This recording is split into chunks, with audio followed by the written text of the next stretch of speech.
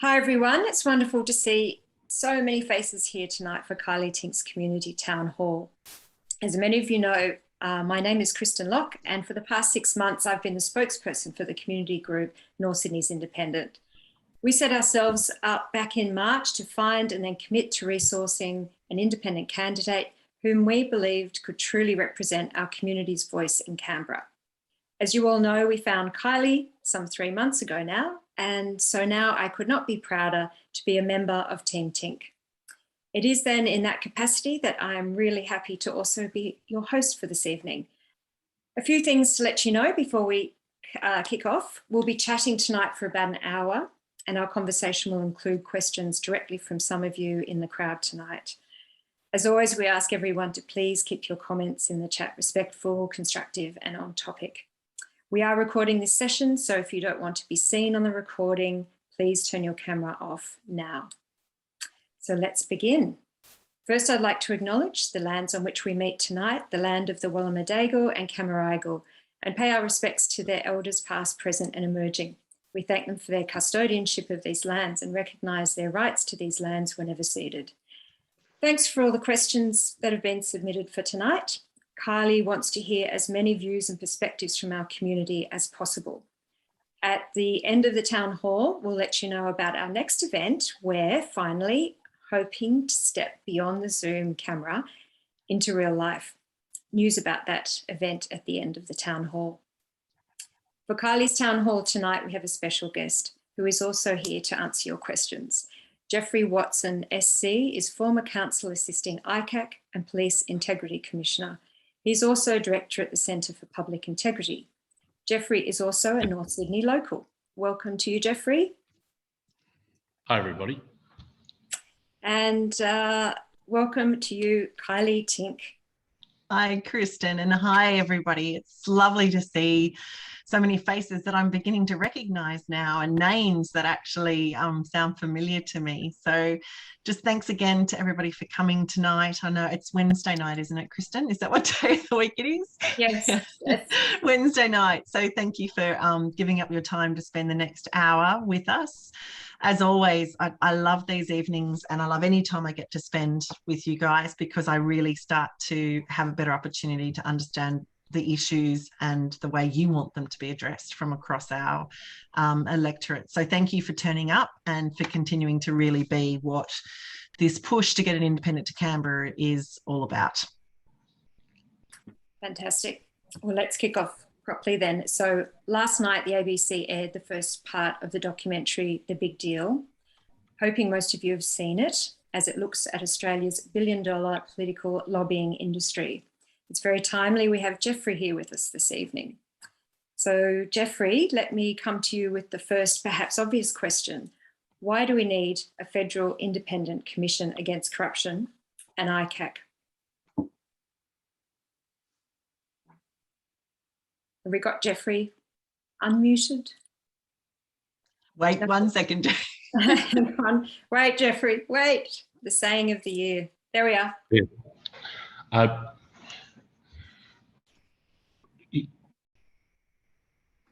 I told Kylea today, I'm actually almost a little bit sick about talking about a federal integrity commission because polling demonstrates that 90% of people asked want one, and around about 8% are saying they don't care. The people who oppose it are tiny in number.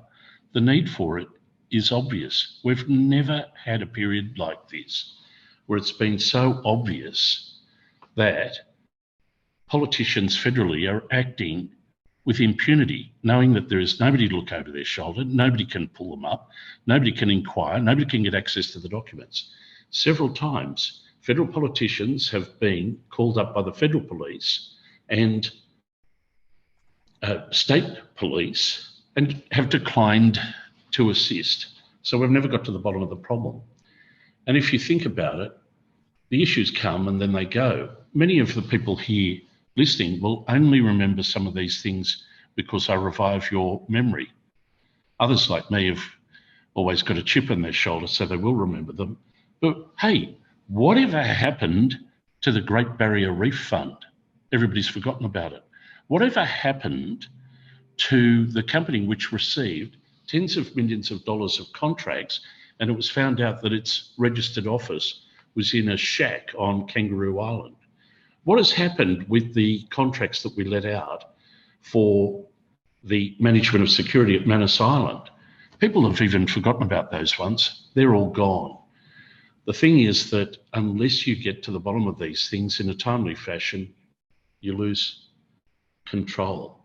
Today, something really very bad happened in the federal parliament, where the Speaker of the House referred a matter to the Privileges Committee, and the government has overruled the Speaker. Do you know that that's never happened before? And the thing is that it was done in this context. The mere referral of the issue of the donation, or whatever it was, to Mr. Porter, we're never going to get to the bottom of that. We're never going to find out what happened there, and the government has closed it down yet again. It's really very disappointing. We're in a terrible time, and we need a federal commission which will get to the bottom of these things. Sorry for raving on. Kylie. I don't think it's raving on at all, Geoffrey. I think you've very eloquently voiced a lot of the concerns that I think it would be fair to say that 99% of the community that want to see a federal commission against corruption or an integrity commission are sitting here in the seat of the North Sydney electorate. I don't think I've met anybody in the time since my candidacy was announced that haven't wanted to support it. What I might just do, and sorry, I'm going off script, sorry, Kristen, sorry Denise, but just going back to where Kristen started, the question tonight was actually in relation to the screening of the first part of a two-part documentary last night on the ABC. It was the first episode of Big Deal. Can I just get a show of hands? So there's a reactions button on the bottom of your screen. If you go to there, you can actually put your hand up as a reaction. Can I just see a show of hands of people who actually got to see that or have seen that? Yeah, okay, this is great. Great, and I can see real hands up. Thank you, Hayden O'Brien. That's such a novelty. Fabulous, 2 hands up in some places. That's brilliant. Thank you. Okay, so lots and lots of people have at least seen last night's episode of The Big Deal, or perhaps you've seen it as the movie because it was shown through a number of the Voices groups in the past 3 weeks. I guess the thing for me, Kristen, that it really brought out is that there is this whole question around the need for an integrity commission at the federal level.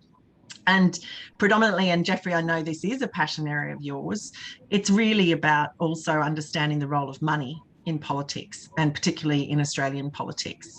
You know, I think what we've seen in that first episode from Craig and his team is that it's actually quite frightening as an Australian to see the role that money is already playing in our democracy. You know, there is no doubt, and I think it was mentioned at least once in the documentary last night, that the way that our democracy is currently being run is that it's very much actually a pay to play.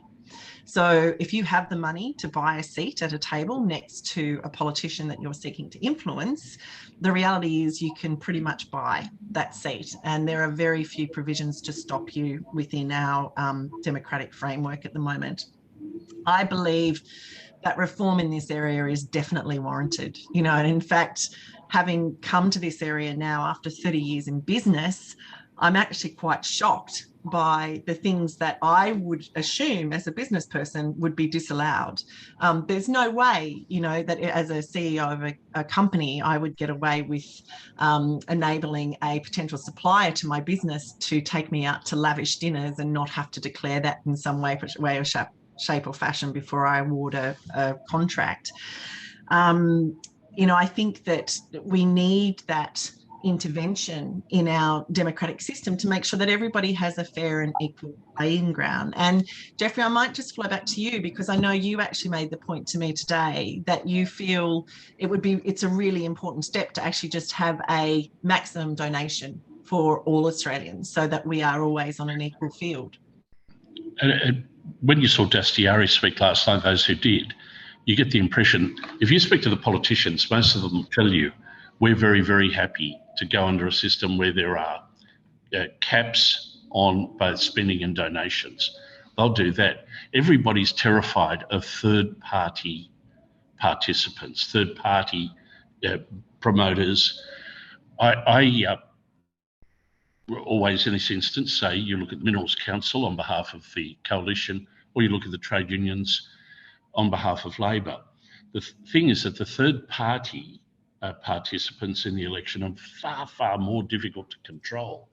And so everybody says, great, you can put a cap on, say, the Labor Party spending, but you can't stop the unions. So you've got to get together a proper entire system which controls not only the principal spending by the parties, but also by the third parties. Now, Queensland's proposed legislation in that respect.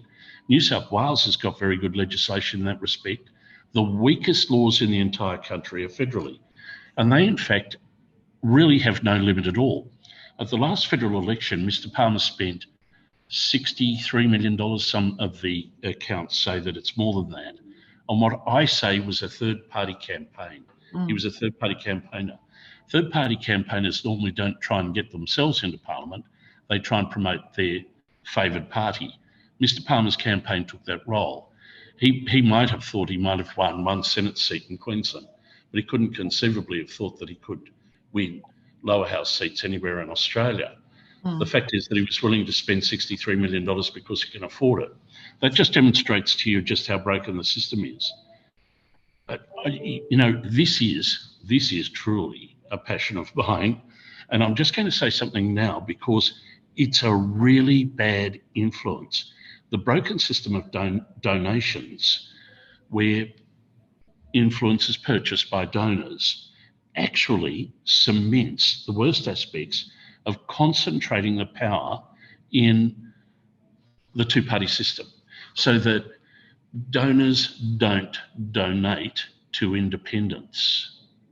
They only donate to the so-called parties of power. I call it the political cartel.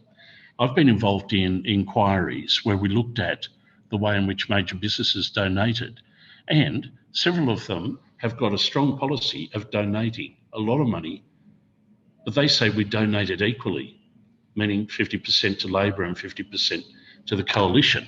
What a load of rubbish. Apart from anything else, I don't like that idea because it just demonstrates that you're doing that to purchase influence. There's no ideology to it if you're giving it to both sides. But it's not an equal donation because you're cutting out so many people from the position, from getting into Parliament themselves. It's really a very, very poor system. And it needs not only to be fixed to restore integrity, it needs actually to be fixed so that we can restore a proper democratic process, which includes, incidentally, electing independents. I know I'm speaking to the converted here, Kylie, but that's a related issue, but I'll come to that later. Again, I feel like I'm just raving on. You've unleashed some sort of monster, I'm afraid. No, Geoffrey, I think what I do here though is that, and I'll hand back, Kristen, it really is a catch-22 situation, isn't it? This is that very Orwellian concept that they fund to parties that then look for funding that then fund to parties. So I think, Kristen, just back to your point, to me, that's what the first part of last night's big deal really brought to bear. And I think all of us as voting adults in the country should be concerned when it is a case that somebody with money has the opportunity to buy influence, and if you just don't have the money, you don't get the opportunity to have the conversation. That's not democracy. You know, that is a pay-to-play system. Go on for hours. Question 2. Now, Alex Kemeny from Naremburn has a question. Alex, welcome to you. Are you unmuted? I think I am. Can you hear me? Yes, there you go. Hello. Fire away. Hello, Kylie, and hello, Mr. Watson. Thank you very much for joining the meeting. You've quite a guest to have such a fine legal mind and a man who's fought for high public standards for a long time. So thank you for that, and thank you for attending our meeting tonight. I wanted to ask a couple of questions that may be of interest to Mr. Watson, as well as, of course, Kylea, our candidate. And that is, what is Kylea's position on constitutional reform? Because that seems to me to be an area that is sadly overdue, especially whether a Bill of Rights will be something that would be good for Australia to have. Many other countries have something like that, or in fact, they do have a Bill of Rights. And also, Kylea, on the matter of the Republic, which is going to come around again fairly soon, I think. There seems to be a consensus that when the Queen eventually her reign ceases, which won't be, I guess many years away now, what would be your moves if you were a member of Parliament in terms of advancing that issue, if in fact that is an issue that you feel strongly about? Yeah, thanks for the question, Alex. And actually, the evil Kylea in me, I must admit, when I was looking at your question a little bit earlier, I actually wanted to turn it on its head and say, Alex, one of the important things about being an independent is that I listen to the community, and I provide the opportunity actually for you to give me your opinions. So I think if we were meeting on a street, I just want to kind of put it out there that that's exactly how I would answer you in the first place, to say, I mean, I certainly have my own opinions, but I am very cognizant that my role as an independent representative for North Sydney is to actually speak for the voice of the people that are here tonight, not just to express my own opinions. But since you've asked so nicely, I am happy to share, unless you want to give me your opinions first, Alex. You will? Okay, go for it. I'd love to. Well, I did try to look up yesterday what the percentage vote was in North Sydney in 1998. I was actually living in the seat of Bradfield at the time, which was the next one up towards Hornsby. And that became the Republic of Bradfield after the referendum. So I would imagine that the vote was a fairly strong, probably even more so than Bradfield, in favour of a republic. So I think the vote, as a guess, would have been around 60% on the North Shore. So I would expect there'd be a fairly strong support. And yeah, I'm strongly in favour of a republic. One reason is because when the Prime Minister does have to appoint a new Governor-General, have you noticed that there's never any publicity about it anymore? Never mentioned that they have to go to the palace to ask the monarch, whereas that used to be something that was in the news, when I was a boy. Anyway, so it seems to me it's a pretty silly situation that we don't have our own head of state. So that's something that I would like to see revisited. Thank you. Thank you for sharing your thoughts there, Alex. I mean, I guess answering your question then in terms of my own opinions, I actually believe that there is something quite naive and quite romantic about us believing that a document that was drafted over 100 years ago can still be 100% relevant to today's society. I think the people that established our democracy back in 1901 did so with the best of intentions, and ironically, our democracy was not created for parties. It was actually created for independence. That was the entire basis of it, that every community would have an equal voice when it came to being housed in one particular building in one particular location. From my perspective, then, I'm not adverse to constitutional reform at all. I think that one of the important things about any democracy, whether it's a representative democracy or a direct democracy, is that the things that are undertaken by the community are the things that are wished to be achieved by the citizenship. It's the citizenship that is active in how its country is governed. And as we currently stand today, I actually think we've ended up with quite a warped vision of that, in that as a representative democracy, it's our right as voters to send somebody to Canberra to represent us.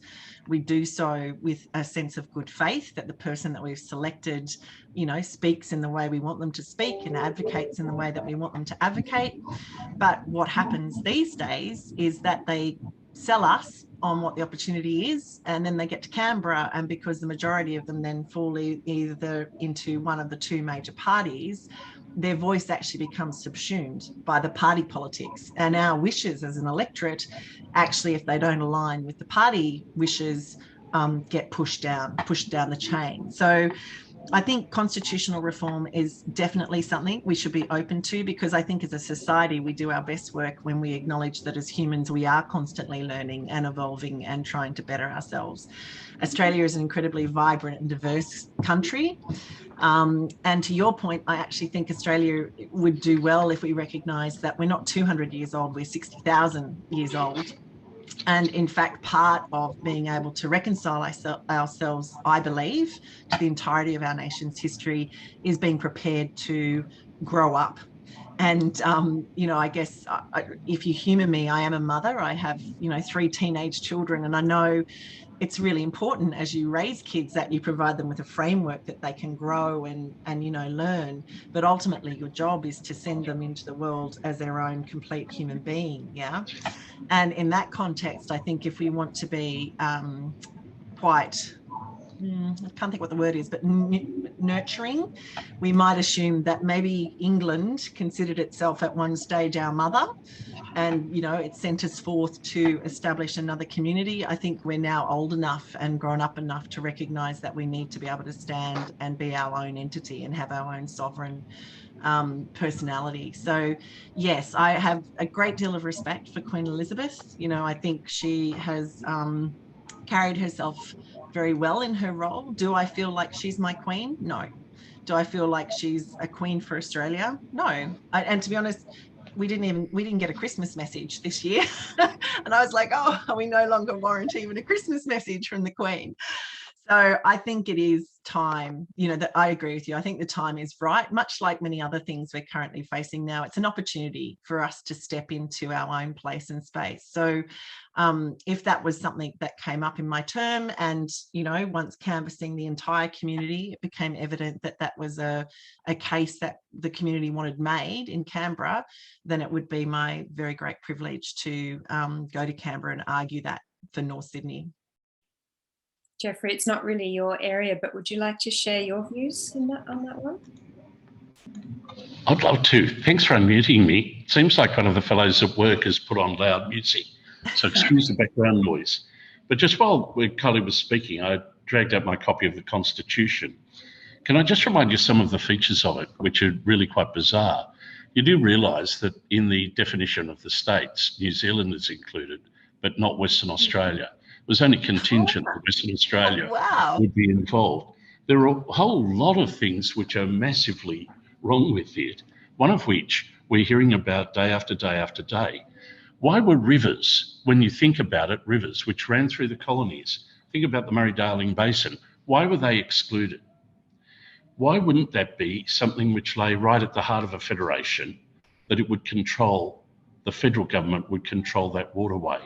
And yet many of our problems with the Murray-Darling Basin system come because the power is scattered across other interests. Sure, I mean, also, I suppose a lot of you wouldn't know, but there are wages fixed for some of the constitutional characters, such as the Governor-General and the like, who will be pleased to know that their constitution fixes their pay at £100 per annum. Now, yeah, sure, it can do a bit of work, but the most obvious surgery which needs to be performed in our constitution is to make us a republic. And I don't really care if you disagree with me. You're not going to talk me around ever. This is just silly. Everything that I know about Australia has been a place where we've been resentful that advantages were handed to people simply because their father was somebody, or their mother was somebody, or their uncle was somebody. They had to earn it in their own right. Not only that, everything about this place is something where we say everybody's got an entitlement from birth to be treated equally. There are no advantages, and as much as we humanly can, we're going to eliminate the disadvantages to particular people. Why are we in a monarchy? I just do not understand this. You've got the bizarre thing, another problem with the Constitution is that you'll remember all of those politicians who were expelled because they owed allegiance to foreign countries, like Barnaby Joyce.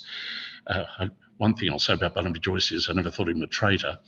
But the thing is that several of them was because they had UK citizenship. They were expelled from Parliament. yet when they were brought back in after they were re-elected, they swore allegiance to the Queen. How weird is that? Anyway, let's put it this way. I'm a Republican. Okay, question 3, quickly. I think we're going to slip behind time. I'm just going to run down and see if I can knock on this guy's door and ask him to turn it down. Okay, off you go. Next question. Stephen Freeman. Hello, Stephen. Where are you? I'm here. Can you hear me? There you are. Go for it. All right. This is a sort of a segue from Alex's question, but it teases things out a bit more. Kylie, I assume come the election, you will have a well thought out and documented position on a number of issues, obviously not just in relation to climate change. And you mentioned one just then in terms of a republic. I'm actually interested in how you intend to deal with other issues which may arise during the parliamentary term, which may come out of left field, and I'll give a couple of examples at the end. And how will you deal with such a situation when your own personal views may differ from those of the community? The examples I give are something which is very topical at the moment, a national euthanasia law and a new flag. I don't expect you to give me your answers to what you'd like on those two. I'm only using those as examples of issues which you may not take to the election as having a committed view after talking with the community. That's the question. Thanks, Stephen. Kylie, you unmuted. You there, Kylie? I am unmuted now. Thank you. I just noticed my microphone had gone red. So thanks, Stephen. They're great questions. And I think, you know, one of the things that is very true of me is that I am not short of an opinion. So anybody who knows me will tell you that, you know, I find conversation an incredible capacity for human beings. And I think that one of the most important things to be able to do when you contribute to a conversation is to bring your own opinion to the table. Doesn't mean it's the right one, but, you know, being prepared to have a frank and full exchange of ideas is an important part of it, of any conversation. At the moment, I'm really enjoying listening to people, you know, and I'm trying to get out there as much as possible to meet people.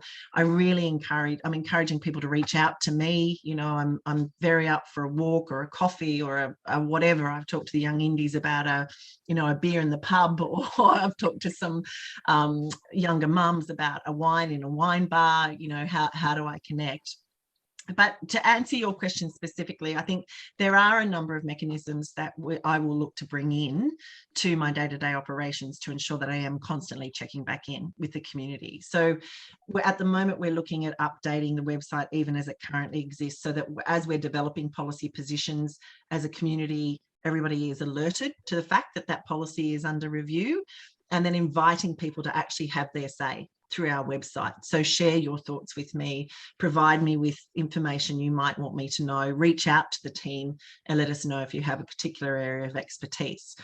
We're also looking at doing things like regular surveys through the electorate. And it may be, if a particular topic comes up, as you just described, like a topic such as a change in the flag, I would expect that almost warrants, you know, an entire electoral, almost like an electoral referendum for our electorate, because I wouldn't expect to be put into a position in Parliament where I'm told in one day we want to change the flag and I have to come up with an answer straight away.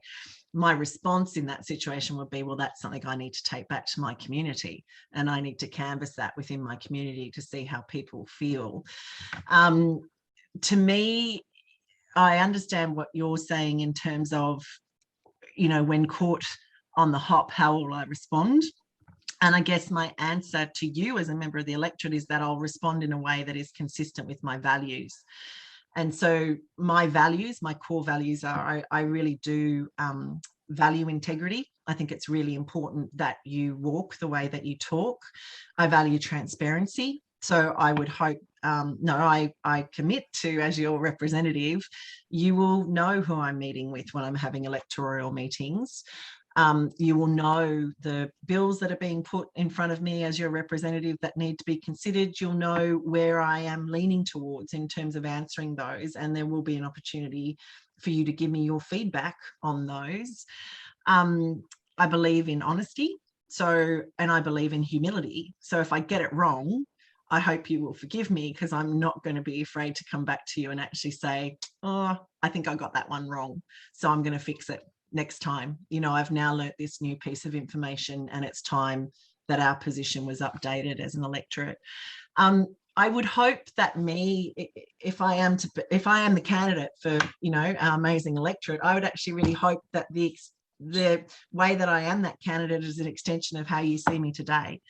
You know, I don't have airs and graces. I think it's an incredible honour to have the opportunity to go to Canberra, but I'm going to Canberra as part of this community, not as somebody who is bigger or beyond the community. So for me to be constantly having that opportunity to come back in, reground, check in, understand where we're at, and then go back out and have that conversation is going to be fundamental to the way that I run my entire time in office. So I would expect that you would see that behaviour from me, and if you didn't see it from me, I'd expect you to be calling me out quick and proper. Geoffrey, do you have any opinion? Community consultation, there are lots of ways to do it. Look, they were bloody good questions, because they're hard questions, the asked of Kylea just then. I think that you've got to acknowledge, no matter who you vote for, no matter which party you follow, if they get elected, it's not going to be perfect. They're not going to do everything your way. And you just hope that your local member, sometimes the party for whom you vote, will actually give it the right focus and think about things. It's one of the reasons why I actually favour independence, or a greater role for independence in the federal parliament. So I've been down there quite often with these different ideas, things about caps on donations, things about real-time reporting of donations. And the people you know who you can talk most easily to are the independents, because they'll listen to you. The people who are the members of the major political parties, and there are plenty of good ones, they can't, because they know they're going to take it back into the parliamentary room, and whatever prevails there is going to bind them. So look forward to see how Kylea will react to some of those difficult independent questions. And Kylea, if you're elected, you can have many sleepless nights in front of you when you're dealing with some of those difficult matters. Next question is from Felicity O'Brien. Thanks for asking your great question. Felicity, are you unmuted? Yes. Hi, Kylea. How are you? Good, thank you. Thank you very much, first of all, for allowing me to ask a question, and also for all the work that you're doing for us, for the community. My question is, Geoffrey's already spoken quite strongly about this, but a federal anti-corruption watchdog is needed to investigate corrupt activities and misconduct by politicians. One such body was commissioned by the Prime Minister in 2018, and only now is legislation due at the end of the year. It's not expected to pass the Senate, as federal politicians are wary of giving the watchdog too much power. Kylea, could you speak to this important issue, and what would inform your voting on such a matter? Yeah. Felicity, I think it was actually Michael Pascoe who said to me recently, it's been 1,000 days since the government first promised a Federal Integrity Commission, and we are still to see anything delivered of any substance in Canberra. I don't know whether it's naive, but perhaps it is the benefit of actually coming to politics as someone from the business world, because I actually look at the establishment of a Federal Integrity Commission and see that as being a good thing for business when it comes to governmental business. If you've got somebody, it's like an umpire keeping, their eye on the game of soccer. If everyone knows what the rules are and everybody's playing by the rules, it's an enjoyable game. But when the rules are arbitrary and nobody is actually watching, there's nothing to stop somebody just picking up the ball and running, even though you're on a soccer field. So I think, as Geoffrey mentioned earlier, the question as to whether an integrity commission is needed, I don't actually think that is a question. An integrity commission is needed. To your point, the thing that's lacking is the political will. So the electorate is clearly saying, and us as voters are clearly saying, we expect a Federal Integrity Commission. Those in power at the moment are saying, well, thank you for your suggestion, but we're not listening because it scares us and we don't really want that. I think the best chance we have of actually getting a Federal Integrity Commission in is to put a few more intelligent, healthy, balanced independents into the crossbench and create a situation in that house down in Parliament where actually debate can be brought back into the House and people can understand exactly who stands where. Helen Haynes's bill, what I find fascinating is it's 1,000 days since the current government announced they were going to address this need for an independent, commission against corruption. In the meantime, Helen Haynes has developed some of the strongest bills that I think I've seen insofar as how it goes to how an integrity commission should be established. So to me, Helen's done the heavy lifting. I would see my role as being North Sydney's independent in Canberra as actually standing up and making sure that our voice is thrown behind her model. Because quite frankly, I think even if the government's model did get up, which as you say, we don't expect it to, but if it did, it actually would be worse than having no commission because it would effectively create a smoke layer across what was happening in government. And I think it's really important that we don't let ourselves as voters be snowed and sort of lulled into a false sense of security by the establishment of something that really isn't what it claims to be. Thank you, Kylie. Sorry, in the interest of time, Geoffrey, have you got a quick, I imagine you're very supportive of what Kylie just said. I got a text message from Kristen. She told me to keep my answers shorter. Sorry, everybody. Look, but I've got to tell you this. Good news. Today, Senator Rex Patrick from South Australia introduced Helen Haynes' bill into the upper house. Of course, Helen hasn't been able to launch hers from the table in the lower house where it's been sitting because the government stood in its way now for a couple of years. But something happened today. We should be grateful. Helen Haynes' bill, by the way, has been the subject of close analysis with the people with whom I work, who are genuine experts in this area. We regard it as good. It'd be a good thing. Kylie, you're right. The one proposed by Mr. Porter was worse than not having one at all. Short answer, I'll get out of the way. Correct. Now we come to Claudia Stevens for her question. Claudia, are you there? I am. Hi. Hi. Hi, Kylie. I just want to echo Felicity's thanks to you so much for standing and putting your hand up to be an independent for North Sydney. It's a really exciting opportunity for all of us and really, honestly, can't thank you enough. My question is relating to, in 2003, Prime Minister John Howard committed Australia to a war in Iraq without Parliament's approval and despite being opposed by the majority of Australians. More than 80% of Australians support a change to the law to require Parliament's approval before we go to war. And I'm interested whether you would support a reform along those lines. Yeah, Claudia, thank you for asking. It's a great question. And I just want to say it's a privilege to run for the community. So thank you for saying that. I do, from the outset, I want to acknowledge the men and women who serve, in Australian forces. I think they do an incredible job and frequently put their own needs far behind that they're told are our country's needs. And I guess I'm fortunate enough, I have a number of friends and family members who have, worked either for diplomatic services or have been in the military services. So I've seen what it takes for them to do the job that they're asked to do. And what I find fascinating is there's not a single one amongst them who wouldn't say that armed conflict should absolutely always be a last resort. That really every other opportunity should be exhausted before we get there. To your point, I think whenever Australia is sent into conflict, there is so much that we can learn from that experience. And, as you declared then, the example that we saw with John Howard, given that we're only just emerging from that conflict, it certainly bears us reviewing what happened in that circumstance and how we came to be there. I believe that as a mature democracy, we should be doing better in this space. So yes, to answer your question, I would support not only a review of where we currently stand in terms of the War Powers Act, but actually also looking at what we can learn going forward on the way that, we get involved in international conflicts. Great. Fantastic. Thank you so much. It's okay. Geoffrey? I'm going to get into trouble here, but I've got to tell you a little bit of history. I don't know whether you've ever thought about this, but the minute I say it, you'll appreciate what I'm talking about.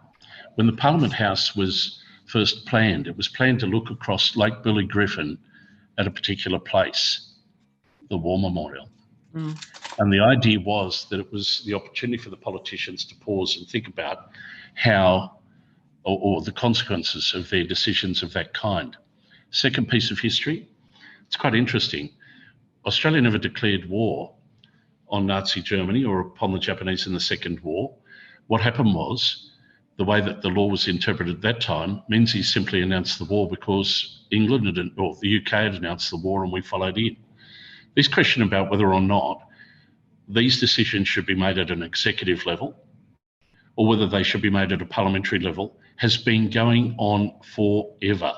And the thing is that a very famous example of it led to Charles I having his head cut off. The battle's a difficult one. You know, the strange thing is, I actually do favour that power resting and remaining in the hands of the executive rather than the parliament. But I think that it would be better controlled by an ultimate power in the parliament to take a vote which could overrule the executive on those issues. But because of the devastating nature of the decision, it's probably better that it rests with the executive, especially occasionally it needs to be taken urgently. Very, very good question and a bloody hard one again. Geoffrey, we'd be remiss if we didn't ask you to comment on the events regarding another of our North Sydney locals, Gladys Berejiklian, and the New South Wales ICAC. Could you share your views on this one? I mean, I've been following it just like anybody. I think my views would be no better, no worse, no more valid than anybody else who's been watching. I noted something today which I found really disturbing because it almost got glossed over.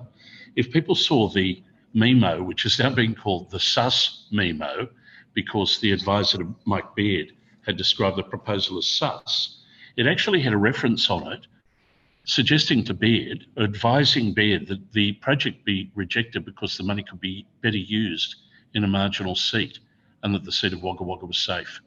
And when I saw that, I just thought, see, this whole thing's been turned on its head. This is our money, not their money. And it's actually, even if they think for a moment so far under their control that they can make decisions about it, they shouldn't be doing it in a way so that they keep and maintain power. I remember a few weeks ago now when the then Premier, Ms. Berejiklian, was asked about these sorts of things. People will remember this. She said, oh, it's pork barrelling, everybody does it. And everybody was horrified, or most of the people I know were horrified, saying just because everybody does it doesn't make it the right thing to do. Today, I got a different impression. I realised she probably knew what was coming even then. And that's the line of defence. Oh, this is just pork barrelling. Everybody does it. Everybody who's out there listening, participating in this, we all need to agree on this. We need these people, these politicians, we need them to be acting at a higher standard than they think applies to them at the moment. Something has gone radically wrong. Yep. Riley, have you got anything to add?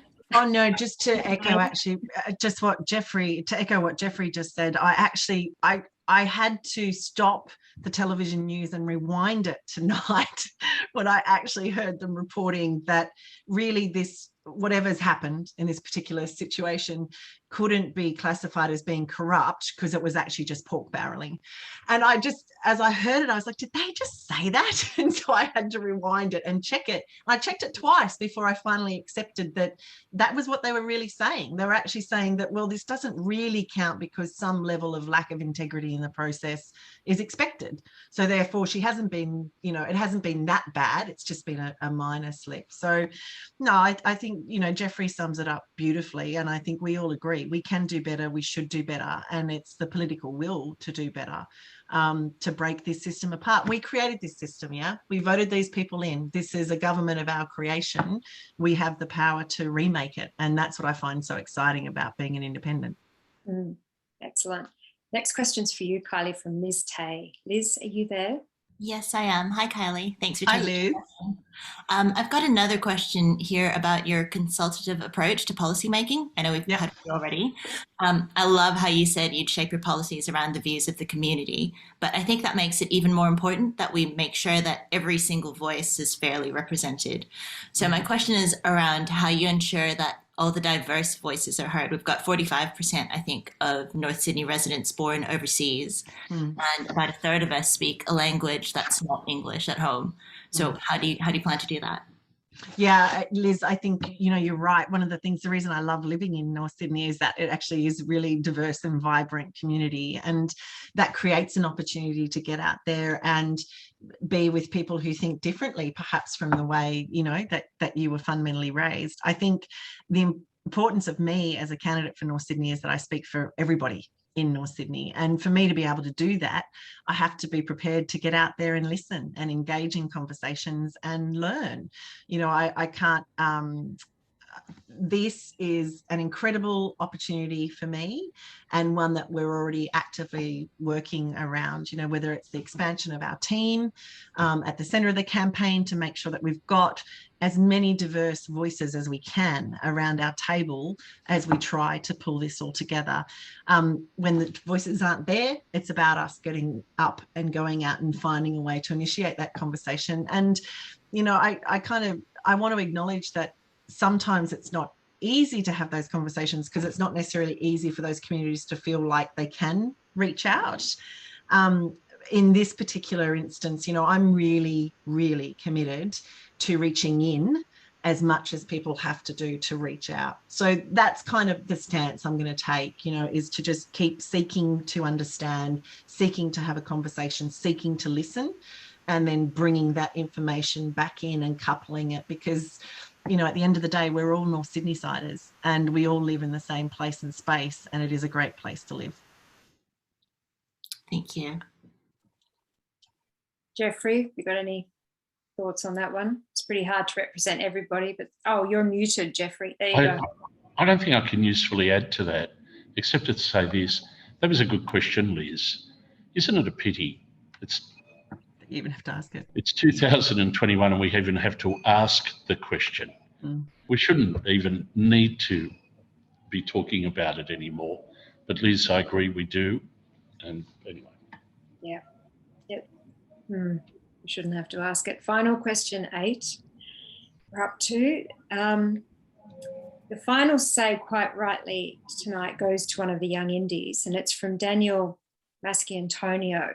Daniel, are you on a screen that is unmuted? I think I am. There you are. Hello. Hi, Kylie. Thanks for speaking with us. Hi, Dan.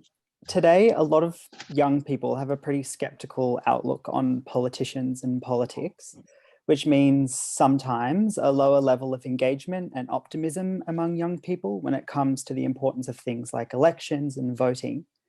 How important is the discussion that's happening about a federal and independent anti-corruption body for young people like myself and all of us? And what's your position on the model proposed by the coalition?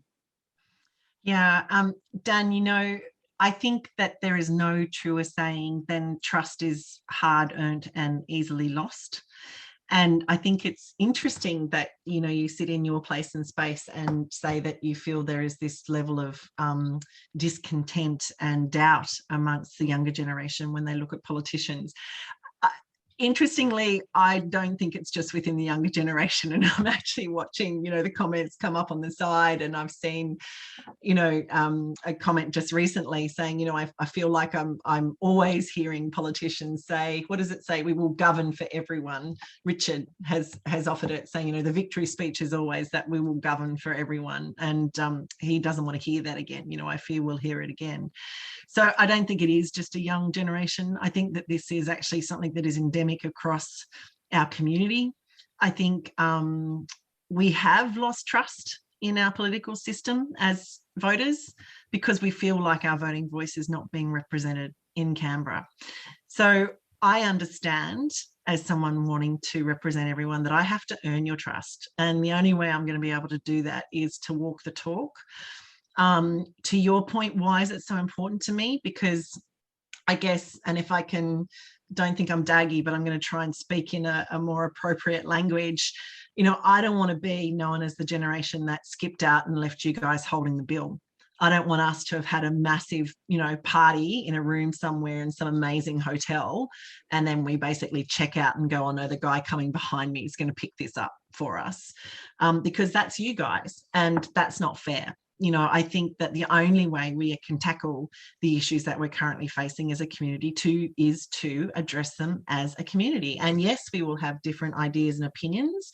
And that is what makes the opportunity to create a solution so damn exciting, you know, and it is so important that people in their 30s and 20s and teens step up and get involved in this conversation, because, you know, quite frankly, those people can't wait for me and everybody else to get it right. You guys really need to step up and be a part of this conversation now, so that we do see the changes that we want, not in the next 10 years, but literally in this next term of government.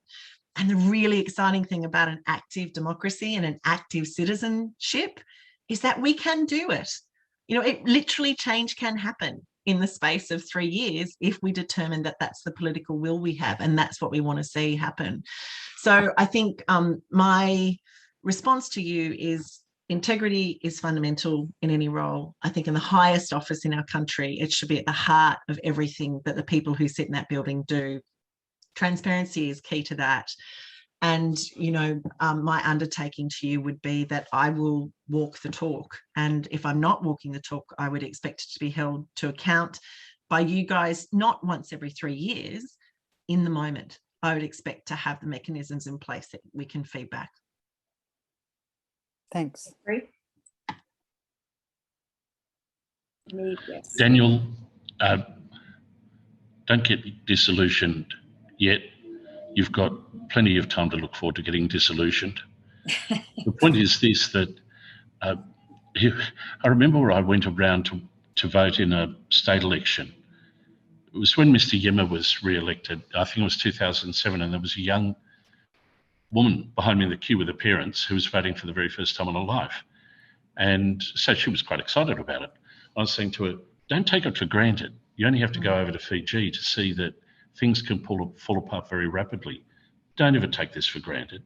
The fact is that in the older days, my father would have blamed this on television has interfered. People don't go out and do this anymore.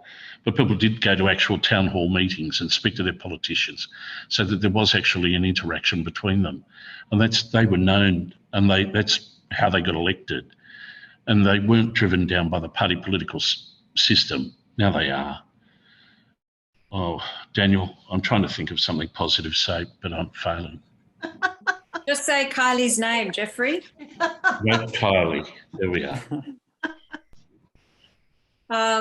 Kylie, you've kind of spoken to that. Have you got anything else to add to that one before we conclude? No, I mean, I just think, honestly, Geoffrey, I could sit and listen to you all night, and somehow I feel like this town hall has gone incredibly quickly. So I apologise to everybody, because I do feel like that went very, very fast. My wife wouldn't agree with you, Kylie. But anyway. Well, best she has you in her life then, rather than me. She might have just had a little bit too much of it. Yeah. I just think, I guess, you know, Kristen, I'm really looking forward to a time when we all actually can be in a town hall or in a beer garden together, or somewhere where we actually can have these conversations in a way that it is more free flowing. Because I guess I do want to reiterate, I love these opportunities to talk to everybody. But Dan, just as we've answered your question, I would love to have heard your thoughts. And Felicity, just as we talked to you about ICAC, I would have loved to have heard your thoughts. You know, everyone here, in Liz, you know, that conversation about inclusivity and diversity, they're things. I don't have all the answers. And I think I have said this to you guys before. So don't vote for me if you want a politician. That's not what I am. Like, what I am is one of you. Like, I'm somebody who has worked for 30 years.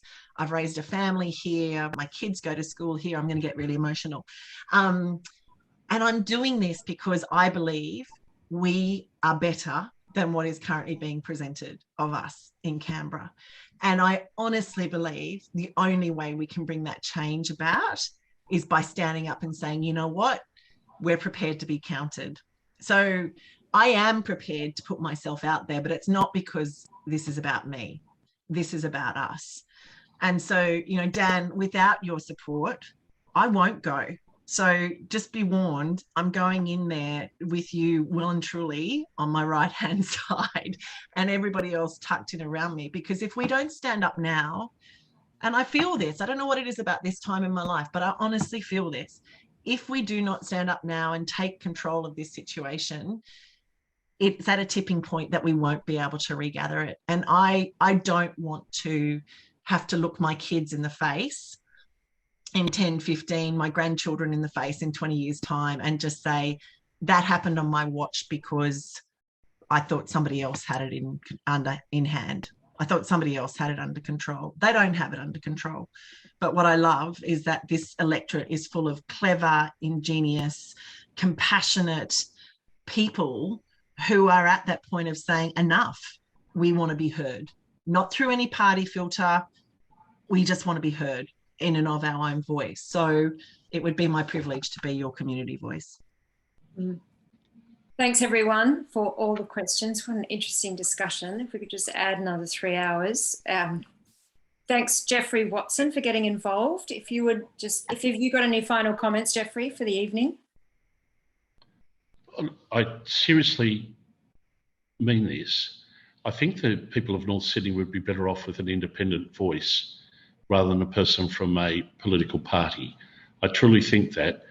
Before I was willing to speak on this occasion, I'd already looked into Kylie's background, and my wife and I decided that we would support her. We made a donation. You know what I think about money and politics. So that's a big step for us. It was before I ever spoke to Kylie. But I investigated what I thought were the key issues upon which she stood. The humane treatment of refugees, National Integrity Commission, getting money out of politics, and climate control. And the thing is, she got a tick from us in all of the major boxes. People of North Sydney, vote for Kylie. Nothing against Mr. Zimmerman. I think he might be a very nice man. I've never met him. The thing is, he's part of the political system. Good luck, Kylie. Thank you, Geoffrey. Thank you, Geoffrey. Kylie, final comments? No, just thanks, guys. Keep the questions coming. Keep the recommendations of people to talk to. Please, coming through. Let me know where you're going to be and where I can be to meet you. And I guess one of the things I would maybe ask, Kristen, is that I think it's really important that all of us find a way to have conversations with those that we know around us, to actually start to invite them into this conversation. And, you know, there was a beautiful moment on the weekend in Lane Cove where I was there with a group of our volunteers, and one of the gentlemen, a gentleman walking past, walked up, I think it was to Alex actually, and said, oh, you know, she's a what did he describe me as? Some sort of, I don't know, ferret or something. It wasn't a very attractive word. A stooge. That's what he said. I was a stooge. I was a plant. Don't ask me how I got to ferret, but he said I was a stooge.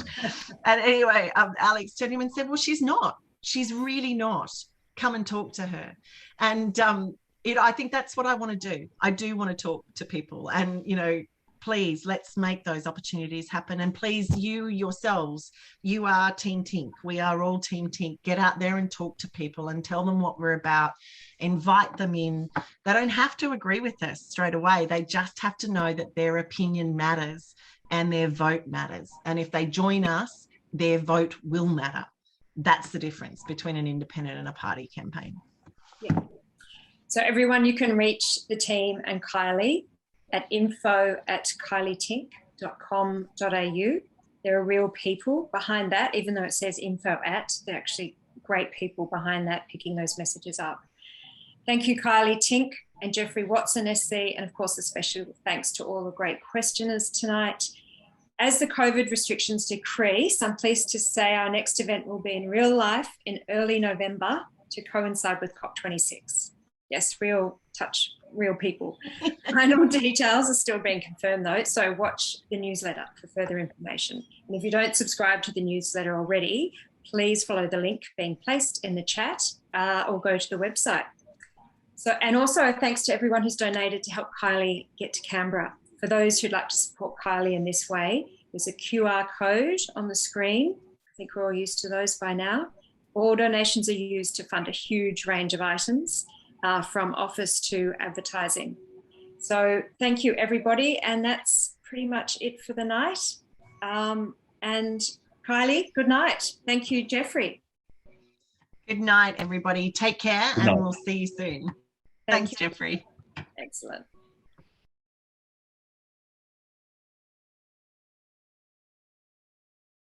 Authorised by Kylea Tink, North Sydney, New South Wales.